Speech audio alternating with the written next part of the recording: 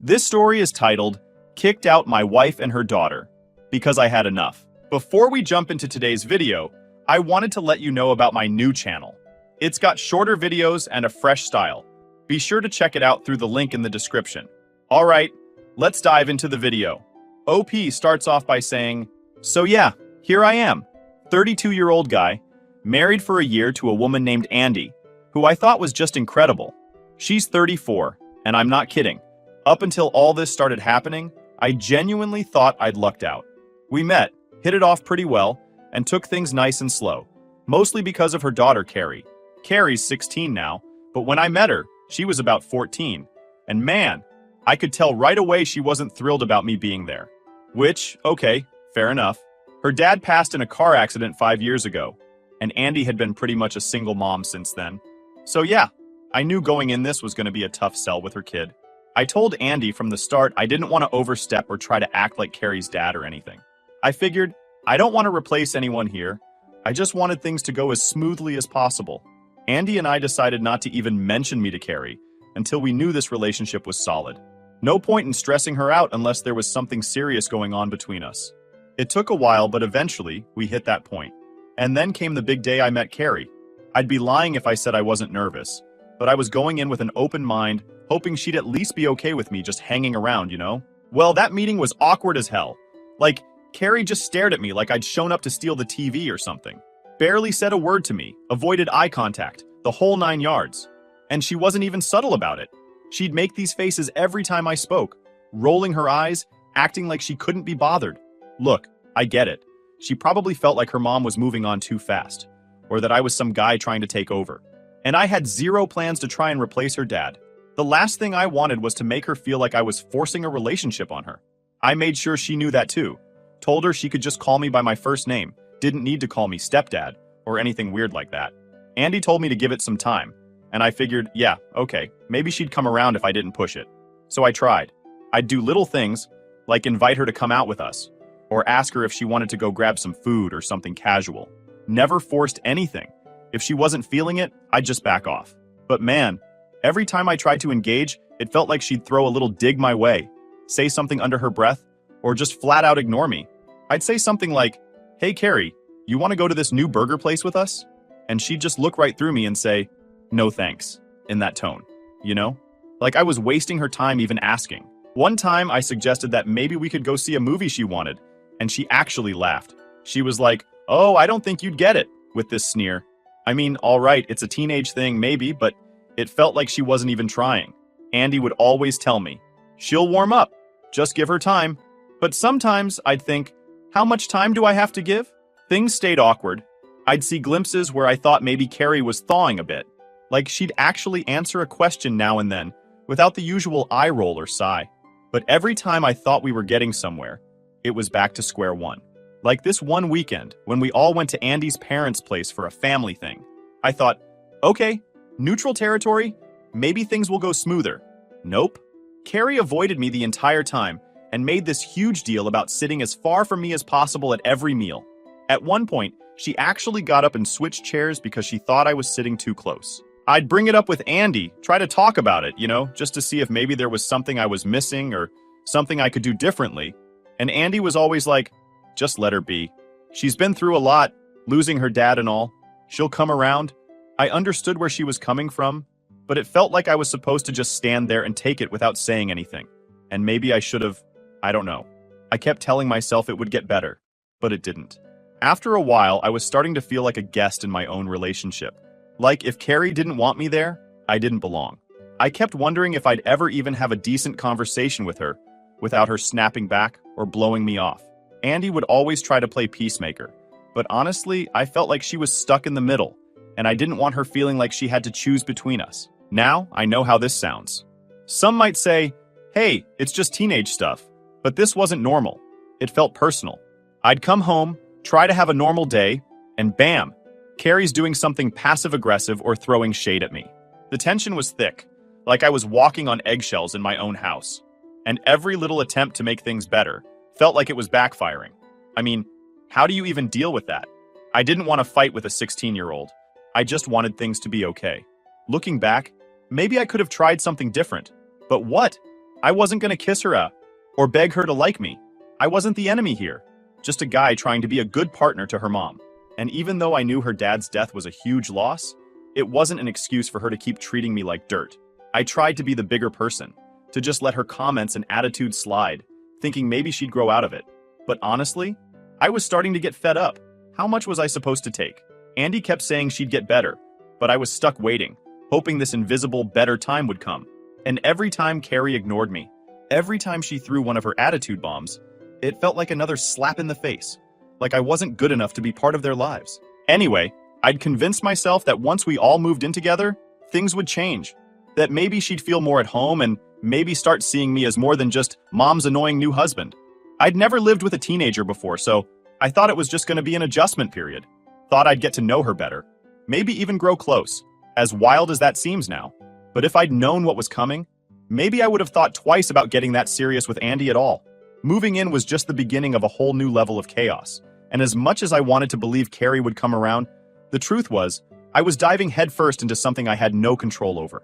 And man, was I in for a rude awakening. So, we finally decided to take the plunge and all move in together. I was honestly hopeful that maybe Carrie just needed more time around me. Like maybe she'd just been feeling like a stranger in her mom's relationship this whole time, and that living together would help break down those walls. I was hoping for one of those moments where we'd all have some big family bonding experience, and Carrie would finally see I wasn't the enemy. But man, was I wrong.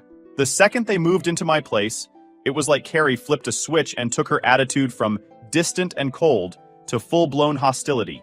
I'm talking about trashing my stuff, giving me the silent treatment, and straight up treating me like I was some invader in my own damn house.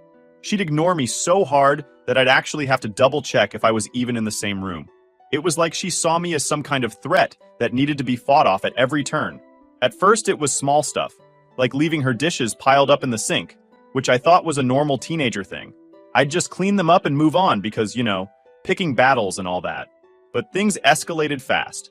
I started noticing little acts of rebellion, tiny messes left around just to piss me off, towels thrown on the bathroom floor, garbage not taken out, random stuff like that. I'd mention it to Andy, hoping she'd see what was going on, but she'd just brush it off with, "Oh, it's just a phase, she'll grow out of it." Then one day, I come home from work and head into the kitchen, and there's glass all over the damn floor. I mean, shards of glass everywhere, like a whole set of plates and cups had been smashed. I thought maybe she had dropped something by accident, so I started cleaning it up, but then I noticed some of the pieces looked like intentionally broken. I'm talking about clean breaks, the kind you get from someone chucking stuff as hard as they can. I asked Andy about it, and she looked stressed but tried to play it off, saying, "Oh, she's just frustrated. I'll talk to her." And I'm like, frustrated? So what, she just goes full destruction mode now? But I bit my tongue and just let her deal with it, hoping maybe a talk from her mom would actually help. Well, it didn't. If anything, Carrie just doubled down. She started going for the petty stuff, and it was like she was finding creative ways to make my life hell. She'd leave half-empty cans of soda tipped over on the coffee table, so the drink would spill all over, and then she'd leave it like that for me to find. Or she'd dump a whole bag of chips on the couch and just leave the crumbs smashed into the fabric, staring right at me like, "What are you gonna do about it?" I tried to tell Andy, "Look, this isn't normal. She's going out of her way to be disrespectful." But Andy would always just sigh and tell me, "She's going through a tough time. Just be patient." Being patient was getting harder by the day. And yeah, I'll admit it, I have a bit of a temper, but I was really holding back for Andy's sake. I didn't want to be the angry stepdad or whatever, so I'd take deep breaths and try to ignore it, even though every time I came home, I had no idea what new mess Carrie had cooked up. And then came the big one. I'll never forget this because it's the day I finally lost it. I'd just come home from a long day, and as soon as I stepped inside, there was this god-awful smell, like something had died in there. I'm sniffing around, trying to find the source, and I finally realize it's coming from the fridge. I open it up, and there's raw chicken sitting out on the top shelf, just out in the open, not even wrapped. It had been left there for who knows how long because the stench was overwhelming. Turns out Carrie had taken the chicken out for meal prep, her words not mine, and just left it there, like she couldn't be bothered to clean up. I called her down, trying to keep my voice steady, and asked her what the hell was going on. She just shrugged and said, "I forgot." That's all she had to say. No apology, nothing. I ended up cleaning it myself, grumbling to myself the whole time, trying not to explode. But then, just a few days later, she topped even that. I walk into the garage to get something, and I find a bunch of my tools just lying around, covered in mud. Carrie had been messing around in there and decided to treat my stuff like it was some kind of playground. I asked her, "Why are my tools covered in mud?" And she just looked at me, deadpan, and said, "I needed them." So what? I finally snapped. I yelled, probably louder than I should have, telling her this was my house, and she needed to respect my things. Andy heard the whole thing and came rushing in, trying to mediate, telling me, "Please, don't make it worse." But at that point, I was done. I told Andy straight up, "This can't keep going. I'm sick of Carrie's crap." Andy looked hurt, but I didn't care at that moment. I'd been trying to be the nice guy, trying to be patient, but Carrie was treating me like I was trash, and I wasn't about to keep dealing with it. Andy promised me, again, that she'd talk to Carrie, and I just laughed and said, "Sure, maybe this time it'll actually work." But the next day, Carrie pulled her most ridiculous stunt yet. I woke up to find that she'd gone into my office and unplugged all my computer cables, just because. It took me half an hour to get everything back in place, and that was when I realized I was dealing with a kid who genuinely didn't give a damn about anyone but herself. This was no teenage phase. This was a full-on meltdown from a kid who thought she could get away with anything. At this point, every little thing she did felt like a personal attack. I couldn't walk into a single room without wondering what new chaos Carrie had left for me to find. And every time I'd bring it up to Andy, she'd just say, "She'll come around. Just give her space." Well, I'd given all the space I had. I was losing my mind trying to keep it together while Carrie was wrecking my stuff and laughing it off. It was only a matter of time before I reached my breaking point. Looking back, maybe I could have done something different. But honestly, I was fed up with always having to be the one keeping the peace. I was tired of feeling like I was just waiting for Carrie to decide I was worth a sliver of respect. And deep down, I was starting to question if moving in together was the biggest mistake I'd ever made. So this is where it all went down, the point where I finally had enough. I had been putting up with Carrie's mess and attitude for what felt like forever, hoping things would eventually get better. But turns out, I was just a sucker for thinking anything was going to change. Because the way she crossed the line this time, there was no going back. It started off like any other night. Andy and I decided to go out for dinner, just the two of us. We hadn't had a real date night in a while, and honestly, I needed a break from the constant tension in the house. Andy was always saying I needed to see the good in Carrie, but I hadn't seen anything remotely good from that kid in months. So yeah, I was looking forward to a few hours of peace. We get back from dinner, pull into the driveway, and as soon as I get out of the car, I see the garage door is wide open. Now, I know I closed it when we left, because I'm pretty paranoid about that kind of thing. And even if I hadn't, it was late at night by this point. Carrie should have been inside, not in the garage. So I'm already on edge, thinking something's off. I step into the garage, and I freeze. Right there in the middle of the garage is my car, my pride and joy, a BMW X5, and it's trashed. I'm talking slashed tires, deep scratches down the sides, and what looks like a broken side mirror. There are even scuff marks on the hood, like someone had been stomping on it. And who's standing there with a kitchen knife in her hand, looking as calm as can be? Carrie. I felt my blood go cold. I couldn't believe what I was seeing. She just stood there, looking at me with this smug little smirk on her face, like she was proud of herself. I managed to choke out, "What the hell, Carrie? What are you doing?" And she just shrugged, all casual, like this wasn't some felony-level vandalism she'd just committed. "It's just a car," she says. "Just a car." I lost it. I'd been holding back for months, letting all her little stunts slide, trying to keep the peace for Andy's sake. But this was beyond anything I could have imagined. I straight up called her a spoiled little brat and told her to get the hell out of my sight. I know I shouldn't have yelled, but what else was I supposed to do? She just destroyed my car for fun. At this point, Andy comes running into the garage, probably because she heard the yelling. She takes one look at the car, and instead of laying into Carrie, she turns to me, all calm, and says, "It's not as bad as it looks. She's just acting out. Don't make it worse by yelling." I couldn't believe it. I'm standing there, staring at my car, thousands of dollars in damage right in front of us, and she's telling me not to make it worse. I looked at Andy, speechless. I mean, how could she possibly defend this? I told her, "This isn't acting out. This is criminal behavior. She needs to face consequences." But Andy didn't want to hear it. She tried to pull Carrie away, saying they'd talk about it in the morning, and that we should all cool off. I wasn't cooling off. Not after what Carrie had done. So I told Andy right then and there, if you think this is okay, if you're fine with Carrie destroying my property and treating me like crap, then both of you can leave. Andy's jaw dropped. She wasn't expecting me to say that. She kept saying, "You don't mean that. You're just angry." But I wasn't just angry. I was done. Done with being disrespected in my own home, done with the constant messes, and done with Carrie's attitude. I was tired of playing the bad guy, while Carrie got a free pass on everything. I told Andy, if she doesn't pay for the damage, I'll sue her. Yeah, it sounds extreme, but I'd hit my breaking point. I've got cameras in the garage. Everything was on tape. There was no way she was getting away with this. Andy's face went pale, and she started tearing up, saying I was being heartless and taking things too far. She tried to guilt trip me, saying that Carrie was going through a lot and that she'd been struggling since her dad died. I get it. Losing a parent is brutal, but it doesn't give you a free pass to wreck someone's property and show zero remorse about it. I told her, I'm sorry for what Carrie's going through, but this is too much. This kind of behavior isn't normal, and I'm not going to pretend it is just to keep the peace. We went back and forth for about 15 minutes, me telling Andy that if Carrie didn't pay for the damage, I'd take her to court, and Andy saying I was cruel for even suggesting it. It was like she was so blinded by her loyalty to Carrie that she couldn't see the damage Carrie was causing. Not just to my car, but to our entire relationship. And honestly, at that moment, I realized Andy was never going to see it. I had been fooling myself this whole time, thinking she'd come around and actually stand up for me.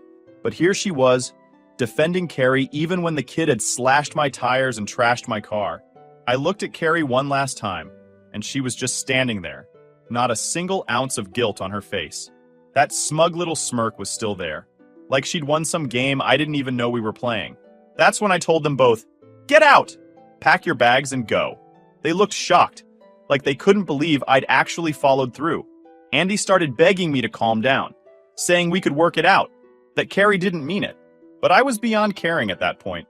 I was done trying to fix things when it was obvious no one else was interested in making this work. As they left, I stood there, looking at the wreck that was once my car, feeling more drained than I've ever felt in my life. I'd spent a year trying to make this family work, putting up with so much crap because I loved Andy and wanted a life with her. But when it came down to it, Carrie's actions showed me exactly where I stood, and Andy's reaction proved it. That night, I sat in the quiet, wondering how the hell it had all come to this. I felt stupid for letting it go on this long, for hoping things would change when they never would. But one thing was clear. I wasn't letting Carrie or anyone else walk all over me anymore. This was the last straw, and I'd finally had enough. After they left, I sat there in the silence, feeling a weird mix of anger and relief. I kept looking out the window, half expecting Andy to come back, or for Carrie to storm in with another tantrum, but no one came back. For the first time in what felt like ages, the house was completely quiet. It hit me then that it was really over.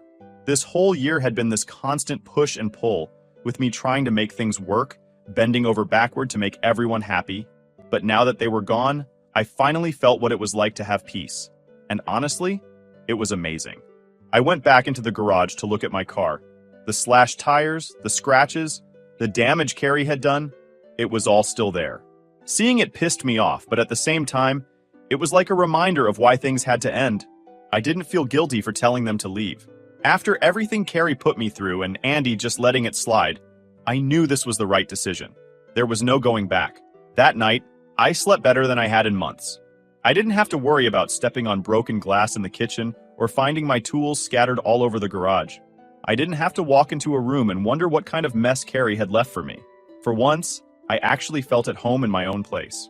The next morning, I started making plans to move on. I knew I'd have to deal with the car situation, figure out if I was going to repair it or replace it, and maybe even file a police report if it came to that. But for now, I just wanted to enjoy the quiet, to actually feel like I was in control of my own life again. As the days went by, I started getting texts from Andy. At first, she was just checking in, asking if we could talk. She'd send these long messages, telling me how much she missed me, how she thought we could work things out, how Carrie was just acting out because of her dad's death. Same stuff she'd been saying all along. And honestly, it just reminded me why I couldn't keep doing this. I'd given it everything I had, tried to make it work, and Carrie kept pushing every single button I had while Andy defended her. I ignored most of the texts. I knew if I replied, it would just lead to another back and forth where she'd try to talk me into taking them back. But I wasn't interested. I'd made my decision, and I was sticking to it. A few days later, Andy showed up at the house. I hadn't answered her messages, so I guess she decided to try face-to-face. I opened the door, and there she was, looking all teary-eyed and apologetic. She told me how hard things had been for her and Carrie, how Carrie was still struggling with losing her dad, and how she thought I was giving up on them too easily. I just listened, but the more she talked, the more I realized nothing had changed. She was still making excuses, still defending Carrie, still refusing to see my side. Finally, I stopped her and told her, "Look, I've put up with this for a year. I've given everything I could to make this family work, and all I got was disrespect and chaos. I'm done." She looked hurt, but I could tell she didn't really understand. She started saying things like, "Carrie will change," and "We can work through this." But I wasn't buying it.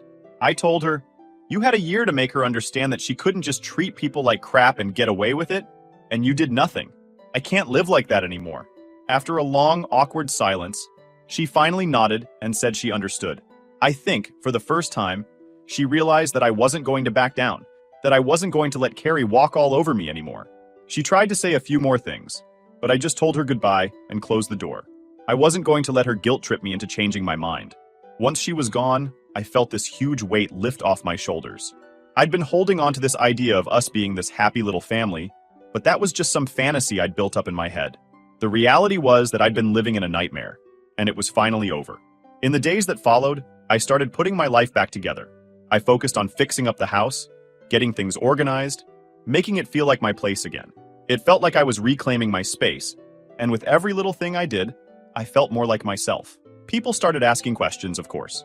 Friends and family wanted to know what happened, why Andy and Carrie were gone. I kept it simple, just told them it didn't work out. No one really pushed for details, and that was fine by me. I wasn't interested in rehashing every little thing Carrie had done, or explaining why Andy hadn't backed me up. The people who knew me well could tell I was happier, and that was enough. There were moments, though, when I'd think back on it all and feel a bit of sadness, maybe a little regret. Not because I missed them, but because I'd put so much time and energy into something that turned out to be a complete mess. I'd wanted a family, wanted to be that supportive partner for Andy, and it hadn't worked out. But in the end, I realized it was better to be alone and happy than stuck in a toxic situation where I was constantly disrespected. One day, I was cleaning out the garage and finally decided to get rid of some of the things that reminded me of Carrie and Andy. I tossed out some random junk they'd left behind. Old clothes, notebooks, whatever. And as I was doing it, I felt like I was really moving forward, like I was closing that chapter of my life for good. Final update. So, after everything went down, Andy reached out, wanting to talk. I'll be honest, I wasn't thrilled to meet up, but I thought maybe there'd be some sort of closure, or maybe she'd finally see my side. We sat down, and she started talking about how we could work through it, and how I needed to just be patient. She wanted me to come back and try again, promising that Carrie would get better, that this was all just a rough phase. But I was done. I mean, I'd already been patient. I'd been giving chances for a year while Carrie wrecked my stuff and my peace of mind, and Andy let it happen every single time. I told her as calmly as I could, "I'm sorry, but I'm done, Andy. I can't keep doing this." I explained that I needed to think about myself for once, that this wasn't just about one incident, but a whole pattern of disrespect and chaos. And honestly, I could tell she didn't fully get it. I think she really believed this could be fixed if I just put up with Carrie's nonsense a little longer. But the thing is, I didn't want to put up with it. I was tired of waiting for a kid who had zero respect for me, tired of Andy constantly defending her, and tired of feeling like an outsider in my own home. So we ended up signing the divorce papers pretty quickly. Thanks to our prenup and the fact that we didn't share finances, it wasn't a messy process. It was actually pretty simple. We just sat down with the papers, signed them, and that was that. No need to drag it out any more than we already had. In some ways, it felt surreal. Like, is this really it? But I knew deep down that this was the right thing to do. The relief I felt was all the proof I needed. Of course, there was still the matter of the car damage. That was where things got tricky. My insurance company wouldn't cover it because apparently vandalism wasn't included in my policy. So all 6,000 euros worth of damage was on me. Seeing that estimate was like a punch to the gut, especially after everything else that had happened. I told Andy straight up that Carrie needed to take responsibility for what she'd done and cover the costs. But surprise, surprise, Andy didn't have the money, and she wasn't exactly in a position to help. She'd moved back in with her parents and was struggling to find her own place, so her hands were tied. I debated for a while whether I should just let it go, but honestly, why should I? Carrie had to learn that actions have consequences, and I was tired of being the one constantly left to pick up the pieces. So, I made a deal with Andy. I'd cover the cost of the repairs up front, and she'd pay me back monthly until it was all settled. We even got it written up officially, just so there'd be no forgetting or backing out. I wasn't going to leave it to chance. And because I'd filed a police report, Carrie now has a criminal record. I know some people might think that's extreme, but if you'd been in my shoes, you'd understand. She brought this on herself. Maybe now she'd realize she couldn't just go around trashing people's property and expecting no consequences. The weeks that followed were interesting.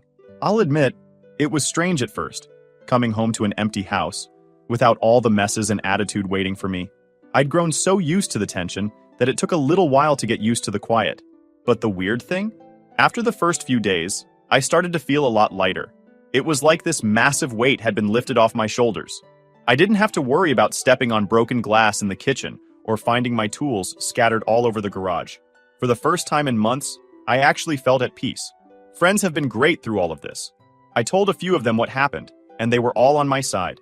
They kept telling me I'd done the right thing, that I needed to stand up for myself. It felt good to hear that because, honestly, there were moments where I wondered if I'd made the right call. I mean, it's not every day you kick your wife and stepdaughter out, but then I'd remind myself of everything I'd put up with, and any doubts I had would disappear. I'd spent a year being patient, being understanding, bending over backward to keep the peace, and where did it get me?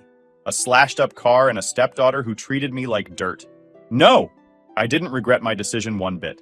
And thanks to all of you here who told me I wasn't the a-hole. I know this might sound cheesy, but your comments actually helped a lot. It's weird to think about, but sometimes it's easier to get perspective from people who don't even know you than from those who do. Reading your comments, seeing the support, the "you're not the bad guy here" messages, it was exactly what I needed to keep moving forward.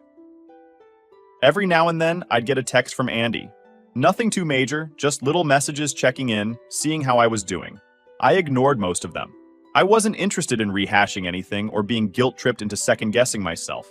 She'd made her choice when she sided with Carrie time after time, and I'd made mine. Besides, the last thing I needed was to get pulled back into that mess.